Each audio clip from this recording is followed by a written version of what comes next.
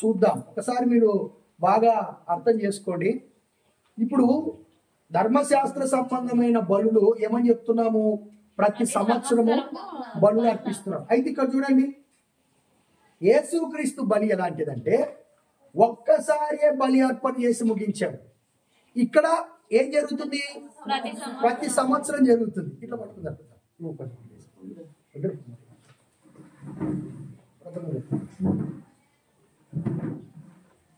చూడండి, ఇప్పుడు ధర్మశాస్త్ర సంబంధమైన బలులకు యేసుక్రీస్తు బలికి మీరు తేడా గమనించండి.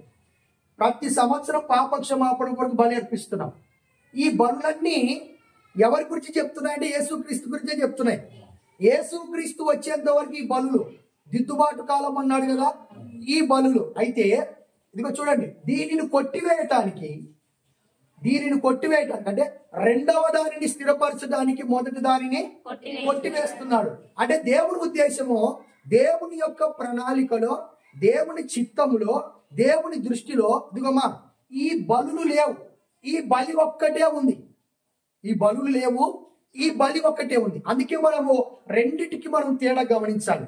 ఇక్కడ ప్రతి సంవత్సరం బలి అర్పిస్తున్నారు, ఇక్కడనేమో ఒకేసారి బలి అర్పణ చేసి ముగించేశాడు. హెబ్రీయులకు రాసిన పత్రిక 7వ అధ్యాయము 28వ వచనం మనం చూస్తే గనక, హెబ్రీ 7వ అధ్యాయము 28వ వచనంలో ఇలా రాయబడి ఉంటది, చదవండి.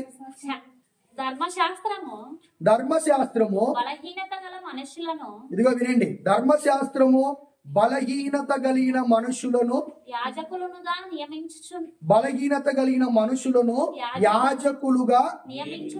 యాజకులుగా నియమించును గాని ధర్మశాస్త్రమునకు తరువాత వచ్చిన ప్రమాణపూర్వకమైన వాక్యము నిరంతరము సంపూర్ణ సిద్ధి పొందిన. ఇక్కడ మీరు గమనించండి, మరలా చదువుతున్నా చూడండి. ధర్మశాస్త్రము బలహీనత గల మనుషులను యాజకులుగా నియమించింది. ఇదిగో ఇక్కడ బలి అర్పిస్తుంది ఎవరు? ప్రధాన యాజకుడు. యేసు ప్రభు కూడా మన ప్రధాన యాజకుడే. యేసు ప్రభు కూడా ప్రధాన యాజకుడే. తెలుసా తెలీదా? రావడం లేదా? సెకండ్ బర్త్డే వచ్చినట్టే, సెకండ్ బర్త్డే వస్తున్నట్టే అది. ఇదిగో వినండి, ప్రతి సంవత్సరం ధర్మశాస్త్రంలో బలి అర్పించే ప్రధాన యాజకులు ఎలాంటి వాళ్ళు? వాళ్ళు మనుషులు, బలహీనత కలిగిన మనుషులు. ఎవరు? బలహీనత కలిగిన మనుషులు. యేసు ప్రభువు కూడా మన ప్రధాన యాజకుడే. ఆయన అపోస్తలుడు, తర్వాత ఆయన ప్రధాన యాజకుడు కూడా. బలహీనత కలిగిన మనుషులను నియమించింది. ఆ తర్వాత ఏం చేసిందంట చూడండి. ధర్మశాస్త్రమునకు తర్వాత వచ్చిన ప్రమాణపూర్వకమైన వాక్యం. ఈ ప్రమాణపూర్వకమైన వాక్యం ఏంటి? యేసుక్రీస్తు బలి అర్పించబడతాడనే వాగ్దానము. ఆ ప్రమాణపూర్వకమైన వాక్యము నిరంతరమును సంపూర్ణ సిద్ధి పొందిన. చూసారా, ధర్మశాస్త్రమేమో బలహీనత కలిగిన మనుషులు నియమిస్తే, కృప దేవుని చిత్తము ఎవరు నియమించింది? సంపూర్ణ సిద్ధి పొందిన కుమారుని నియమించింది. ఆ కుమారుడు ఎవరు? యేసుక్రీస్తు ప్రభువే. ఏలయనగా మనకు శిశువు పుట్టెను, మనకు కుమారుడు అనుగ్రహించబడెను, ఆయన భుజముల మీద రాజ్యభారమును. ఆశ్చర్యకరుడు, ఆలోచనకర్త, బలవంతుడైన దేవుడు, నిత్యుడగు తండ్రి, సమాధానకర్త యొక్క అధిపతి అని అతనికి పేరు పెట్టబడును. సంపూర్ణ సిద్ధి పొందిన కుమారుడు యేసు ప్రభు అయితే, బలహీనత కలిగిన మనుషులు ధర్మశాస్త్రంలో బలులు అర్పిస్తున్న ప్రధాన యాజకులు. కుమారుని నియమించెను కనుక ఈయన ప్రధాన యాజకుని వలె మొదట తన సొంత పాపముల కొరకు, తరువాత తన ప్రజల పాపముల కొరకు దినదినము బలులను అర్పింపవలసిన అవసరము గలవాడు కాదు. ఇదిగో ప్రధాన యాజకులు ఏం చేస్తున్నారు? వాళ్ళ పాపాల కోసము, ప్రజల పాపాల కోసం బలి అర్పిస్తున్నాడు. మన కోసం నియమించబడిన ఈయన అట్లా కాదు. ఈయన కోసము, ప్రజల కోసం బలి అర్పించాల్సిన అవసరం కలిగిన వాడు ఈయన కాదు. ఎందుకంటే వీళ్ళు బలహీనత కలిగిన మనుషులు, ఈయన సంపూర్ణ సిద్ధి పొందినవాడు. హల్లెలూయా. వీళ్ళు బలహీనత కలిగిన వాళ్ళు, వీళ్ళు కూడా పాపులే. ప్రధాన యాజకులు కూడా పాపులే. కాబట్టి వీళ్ళ పాపాల కోసం, ప్రజల పాపాల కోసం ఏం చేయాలా? బలి అర్పించాలి. అందుకే సంపూర్ణ సిద్ధి పొందిన కుమారుడు వచ్చాడు కాబట్టి ఈయన తన కోసం బలి అర్పించుకోవాల్సిన అవసరం ఈయనకి ఏమీ లేదు. ఎందుకు లేదు?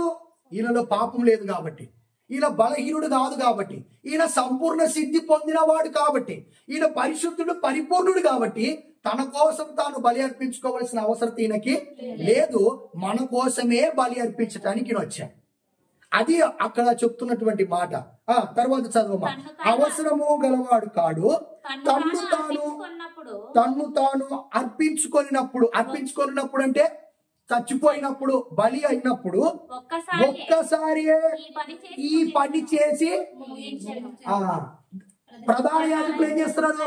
ప్రతి సంవత్సరం చేస్తున్నారు. యేసు ప్రభు ఏం చేశాడు? ఒక్కసారి బలి అర్పణ చేసి ఆయన ముగించేశాడు.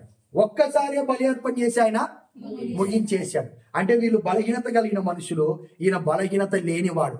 వీళ్ళు సంపూర్ణ సిద్ధి లేని వాళ్ళు, ఈయన సంపూర్ణ సిద్ధి పొందినవాడు. వీళ్ళలో పాపం ఉంది, ఈయనలో పాపము లేదు. వీళ్ళ కోసం కూడా బలి అర్పించుకోవాలా? ఈయన కోసం బలి అర్పించుకోవాల్సిన అవసరం కలిగిన వాడు కాడు. ఎంతమందికి అర్థమవుతుంది? కాబట్టి జాగ్రత్తగా గమనించండి. ఇక్కడ కూడా చదువుదాం. 9వ అధ్యాయము 23వ వచనం 26వ వచనం కూడా చదవండి. 9వ అధ్యాయము 23వ వచనం 26వ వచనం చదవమ్మా.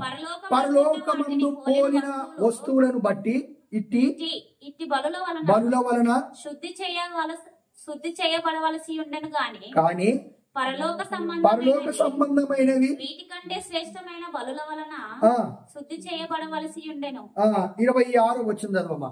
అట్లైన ఎడల జగత్తు పునాది వేయబడినది మొదలుకొని ఆయన అనేక పర్యాయములు శ్రమ పడవలసి వచ్చును. 25వ వచనం చదవమ్మా, మీకు అర్థమైతుంది. అంతేకాదు ప్రధాన యాజకుడు ప్రతి సంవత్సరము తనది కాని రక్తం తీసుకొని పరిశుద్ధ స్థలములో ప్రవేశించినట్లు ఈయన అనేక పర్యాయములు తను తాను అర్పించుకొనుటకు ప్రధాన యాజకుడు ప్రతి సంవత్సరం అర్పించాలా. కానీ ఈయన అట్లలే. ఎందుకంటే ఈయన పాపం లేదు కదా ఈయనలో. ఈయన సంపూర్ణ సిద్ధి పొందిన కుమారుడే కదా. ఈయన దేవుని చేత పంపబడిన పరిశుద్ధుడే కదా. ఈయన నీతిమంతుడే కదా. కాబట్టి ఈయన తన కోసం బలి అర్పించుకోవాల్సిన అవసరం కలిగిన వాడు కాదు. ప్రజల కోసం బలి అర్పించాల్సిన అవసరం కలిగిన వాడే. అయితే ఈ ప్రజల కోసం కూడా బలి ఎట్లా అర్పించాలంటే సంవత్సరము వచ్చి బలి అర్పించడం కాదు, ఒక్కసారే బలి అర్పించాడు. 26వ వచనం అదే అంటుంది. ఒకవేళ ఇదిగో చూడండి, ఈ ప్రధాన యాజకులకు సంవత్సరం బలి అర్పించాల్సి వస్తే అప్పుడు యేసు ప్రభు ఎన్నిసార్లు పుట్టాలి, ఎన్నిసార్లు చచ్చిపోవాలా? అంతే కదా. ఇప్పుడు ప్రతి సంవత్సరం బలి అర్పిస్తున్నారా? అర్పిస్తున్నారు. 26వ వచనం చూడండి. 26వ వచనం. ఒకవేళ ఈయన కూడా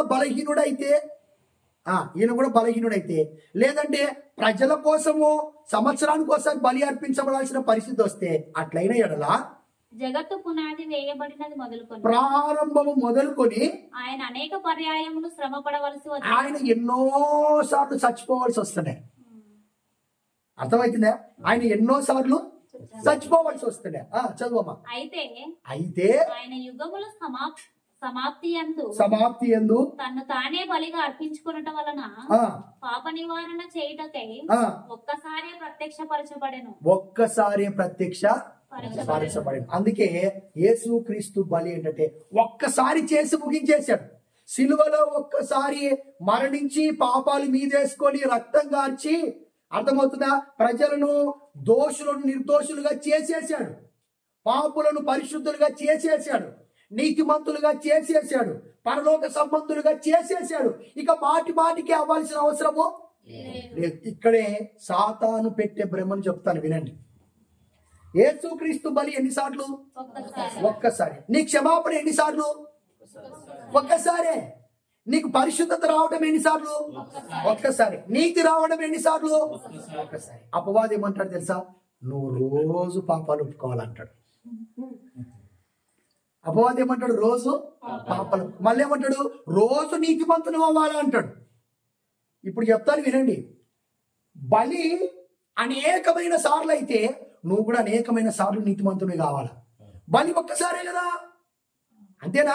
ఒక్కసారి కదా, ఒక్కసారి బలి అన్నప్పుడు ఒక్కసారి నీతిమంతులుగా తీర్చబడతాం, ఒక్కసారి పరిశుద్ధులమవుతాం, ఒక్కసారి నీతిమంతులమవుతాం, ఒక్కసారి నిర్దోషులం అవుతాం, ఒక్కసారి కుమారులం అవుతాం, ఒక్కసారి పరలోక సంబంధులం అవుతాం. కానీ ఒకసారి ఇటు ఒకసారి అటు, ఒక కాలు ఇటు ఒక కాలు అటు, ఒక తప్పు చేసినప్పుడు ఇటు ఒక తప్పు ఒప్పుకున్నప్పుడు ఇటు, అట్లా ఏమీ లేదు, అట్లా ఏమి లేదు. ఇది అర్థం కాదు కాబట్టి ఎవరు ఇవి చెప్పరు. ఏం చెప్తారు? మళ్ళా 5 రాళ్ళు తీసుకునే, ఒక రాయి వరుసన పెట్టా, కొట్టా, నుదుట తలిగా, కింద పడా, దేవునికి స్తోత్రం అండ్రి, హల్లెలూయా అండ్రి. ఇప్పుడు నేనేమంటానంటే, మోషే ఎవరి గురించి రాశాడు? యోహాను సువార్త 5వ అధ్యాయం. మీకు వాక్యంతోనే చెప్పాలా? యోహాను సువార్త 5వ అధ్యాయం చివరి వచనం చదవండి. యోహాను సువార్త 5వ అధ్యాయం 45వ వచనం. మీరు ఆశ్రయించుకున్న మోషే మీ మీద నేరము మోపును, అతడు నన్ను గూర్చి రాశాను. మోషే ఎవరి గురించి రాశాడు? యేసుక్రీస్తు గురించి రాశాడు. ప్రవక్తలు ఎవరి గురించి రాశారు? యేసుక్రీస్తు గురించి రాశారు. లూకా సువార్త 24వ అధ్యాయం. ప్రవక్తలు కూడా ఎవరి గురించి రాశారు? 24వ అధ్యాయం 25వ వచనం. అందుకు ఆయన అవివేకులారా, ప్రవక్తలు చెప్పిన మాటలన్నిటిని నమ్మని మందమా. మోషే ఎవరి గురించి చెప్పాడు? యేసుక్రీస్తు గురించి. ప్రవక్తలు ఎవరి గురించి చెప్పారు? యేసుక్రీస్తు గురించి. అంటే సంఘము స్థాపించబడక మునిపే మోషే యేసుక్రీస్తు గురించి చెప్పాడు, ప్రవక్తలు యేసుక్రీస్తు గురించి చెప్పారు. సంఘము స్థాపించబడిన తర్వాత సంఘంలో ఎవరి గురించి చెప్తున్నారు? యేసు ప్రభు గురించి తప్ప అందరి గురించి చెప్తున్నారు. అర్థమైతుందా? యేసుక్రీస్తు గురించి తప్ప అందరి గురించి. ఇదిగో వినండి, మీరు దావీదు గురించి వింటే విశ్వాసంలో ఎదుగుతాము అనుకుంటారేమో, అది జరగదు. ఆయన ఇట్లా ఉన్నాడు, మనం కూడా ఇట్లా ఉన్నాము, ఇట్లా ఉండాలి అని అనిపిస్తేనే గాని విశ్వాస మూలంగా జీవించడానికి మీకు బలము రాదు. ఇదిగో ఈ బలి అర్పణ గురించి నువ్వు వింటే ఇప్పుడు నీకు ఒక బలుపు వెలుగుతున్నది మనసులో. నిజమే కదా, ఈయన ఒక్కసారే బలి అర్పణ చేసినప్పుడు ఒక్కసారి నా పాపాలు క్షమించబడినాయి కదా. అర్థమవుతుందా? క్షమించబడినాయి కదా, మరలా నేను పాపాలు ఒప్పుకోవాలనా?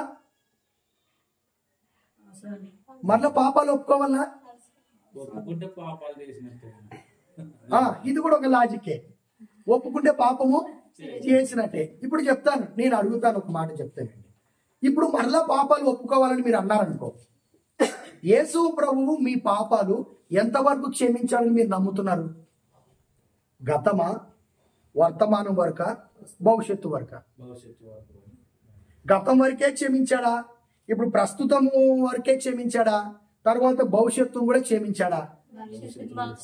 భవిష్యత్తును కూడా క్షమించాడు అన్నప్పుడు ప్రభువా నన్ను క్షమించు అనే మాట నీ నోట్ల నుంచి రాదు. ఈ బలి అర్పణ గతం కోసమేనా? వర్తమానం కోసమేనా? ఎప్పటి వరకు?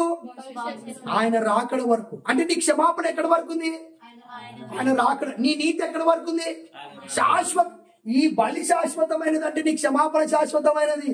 ఈ బలి శాశ్వతమైనది అంటే నీ నీతి, పరిశుద్ధత, నీ రక్షణ శాశ్వతమైనది. ఇప్పుడు మరలా పాపం ఒప్పుకోవాలా, మరలా నీతిమంతులం కావాలా, మరలా పరిశుద్ధులం కావాలంటే ఇది ఎట్లుంటుందంటే, ఇందాక కేసర్ గారితో మాట చెప్పారు, మీ మీద కేసు వేసారు ఒకటి, అర్థమవుతుందా? మీ తరపున లాయర్ వాదించి కేసును కొట్టేపించారు. మరలా జడ్జి దగ్గర పోయి మరలా అప్పీల్ చేసుకుంటున్నారు, నా కేసు కొట్టేయండి అని. ఇది ఎంత బుర్ర తక్కువ పని ఇది. ఎంత ఇప్పుడు మీ కేసు కొట్టేసినప్పుడు మరలా మీరు లాయర్ని పెట్టుకుని అప్పీల్ చేసుకుంటారా, నా కేసు కొట్టేయండి అని?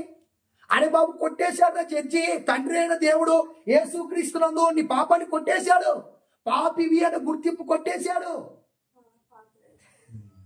మరలా ప్రభు పాపిని, మరలా ప్రభు పాపిని ప్రభు అంటే మెట్టితో కొడతాడు దేవుడు. అర్థమవుతుందా? ఎన్నిసార్లు పాపిని, ఎన్నిసార్లు పాపివి? నువ్వు ప్రతిసారి పాపి అన్నావు అనుకో, నువ్వు అనకనే ఏమంటున్నావు అంటే యేసు ప్రభు బలి చాతగాంది అంటున్నట్టే.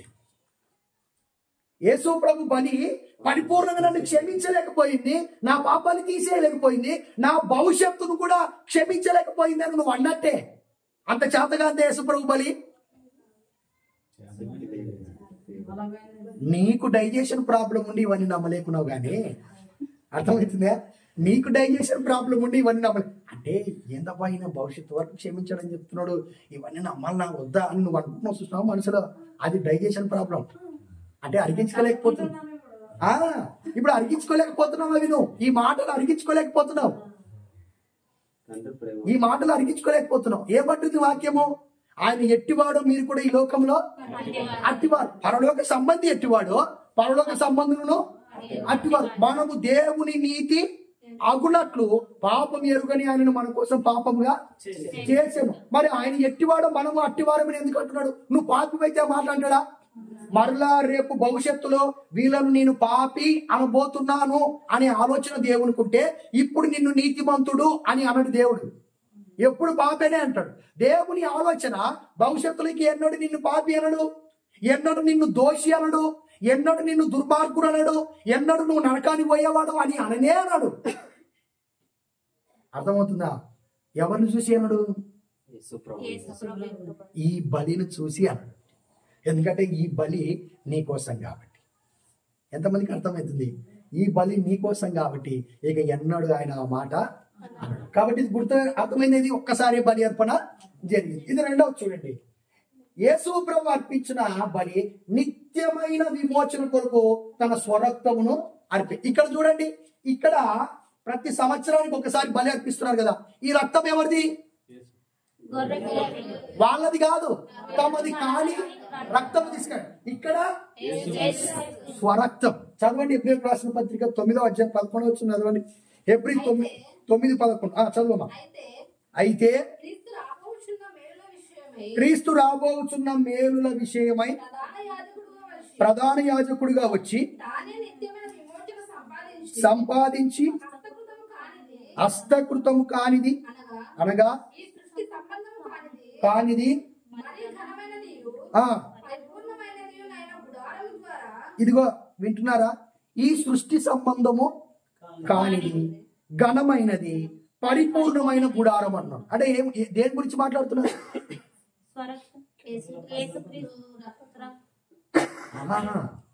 చదవండి మీకు అక్కడ, నేను చదువుతా వినండి. అయితే క్రీస్తు రాబోచున్న మేలుల విషయమై ప్రధాన యాజకుడిగా వచ్చి తానే నిత్యమైన విమోచన సంపాదించి, ఇదిగో ఇక్కడ చూడండి, ఇక్కడ నిత్యమైన విమోచన జరిగిందా లేదా? జరిగింది. నిత్యమైన విమోచన సంపాదించి హస్తకృతము కానిది, వినండి బాగా, హస్తకృతము కానిది ఈ సృష్టి సంబంధమైన కానిది మరి ఘనమైనది పరిపూర్ణమైనది గుడారం అంటున్నాడు. ఏంటిది ఈ గుడారం? ఏంటి? సృష్టి సంబంధము కానిది, శ్రేష్టమైనది, ఘనమైనది అంటున్నాడు. తర్వాత ఏమంటున్నాడు? పరిపూర్ణమైన గుడారం అంటున్నాడు. ఏ గుడారము? ఏ గుడారము? ఏ గుడారము? ఏ గుడారము? అనిలన్న యా గుడారము?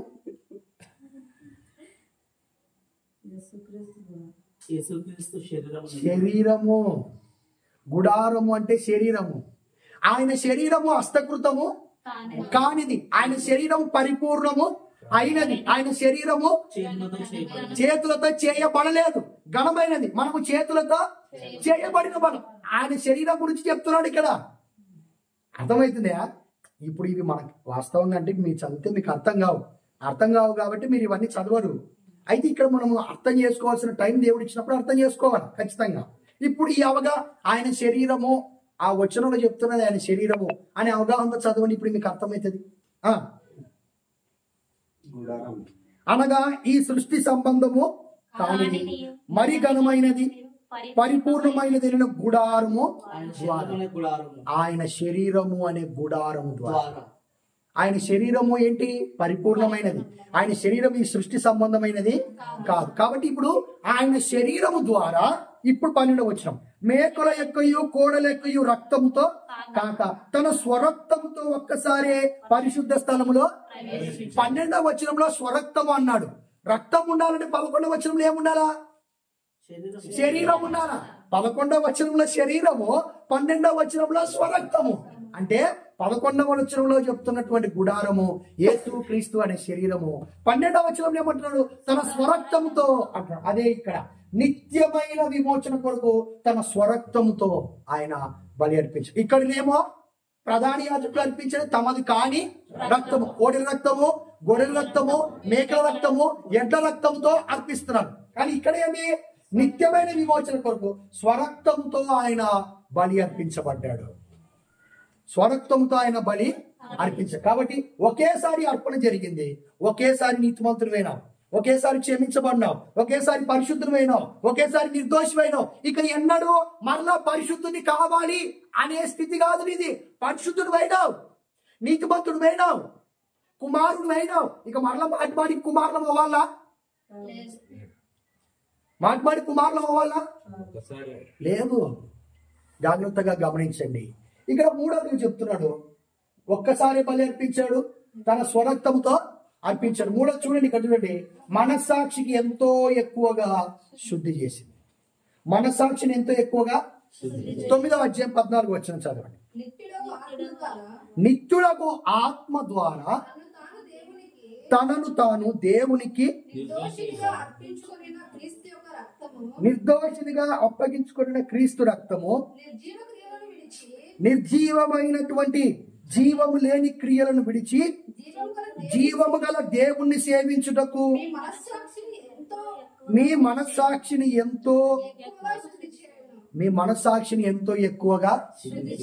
ఇప్పుడు ఈయన బలి అర్పించబడటం ద్వారా మనస్సాక్షి ఏమైంది?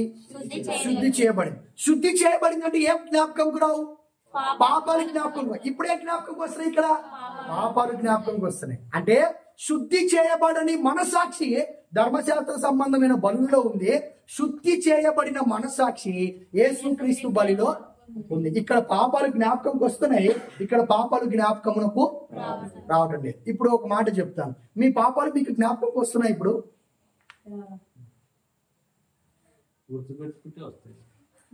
గుర్తుపెట్టుకుంటే వస్తాయి. రైట్. ఇప్పుడు మీ పాపాలు మీకు జ్ఞాపకంకి వస్తున్నాయా?